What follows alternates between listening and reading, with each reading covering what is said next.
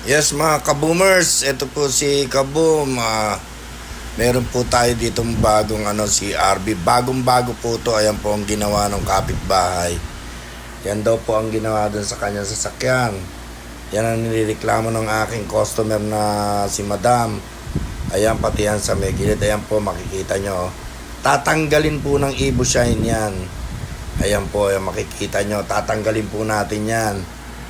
Ayan po yung dahilan kung bakit niya pa-exterior detailing ito. 3-step buffing po ang gagawin natin dito para matanggal yan. Ayan po.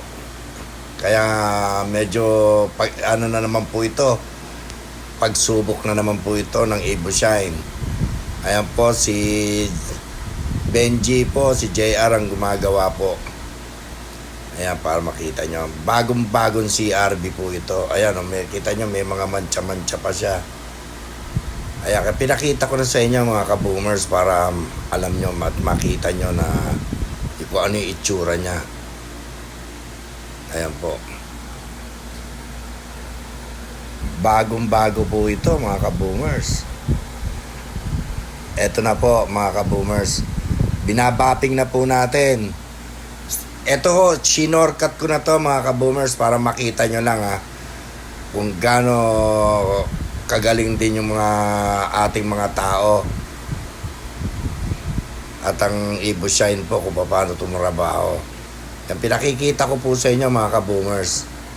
Ngayon, iikutin ko po ito, pakikita ko sa inyo yung kung nasan yung guhit na mahaba at saka yung pinatatanggal nung ni Madam. Para makita nyo, ayan na po mga kaboomers, natapos na natin. Pakikita ko po sa inyo, dadaanan po natin. Napakakintab niya, napakaganda niya. Ayan na. Ayan mga kaboomers, tignan nyo kung meron pang guhit. Wala na po yung guhit, nakita nyo? Wala na kayong makitang bakas kahit anong guhit niya po. At yun doon sa may dulo rin po, sa may harap, wala na rin kayong makita. Ayan o, tignan nyo mga kaboomers. Napakaganda niya. Kaya mga kaboomers, wala na.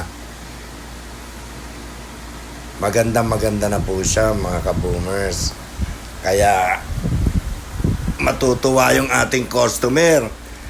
Doon sa ayan mga kaboomers, pinakita ko sa inyo, wala na po yung gas-gas niya. Ayun. Makintab na siya mga kaboomers. Doon si RB, kaya wala rin ako masabi. Talagang maganda po yung pagkalabas niya. Pearl white po ito mga kaboomers. Yun lang po mga kaboomers. Don't forget to like, subscribe sa ating channel Kaboomers Vlog. At syempre, hit po natin yung bell button po para updated po tayo sa mga videos natin. Yun lang po. Maraming salamat po sa inyo. Kaboom! Boom boom! Thank you so much!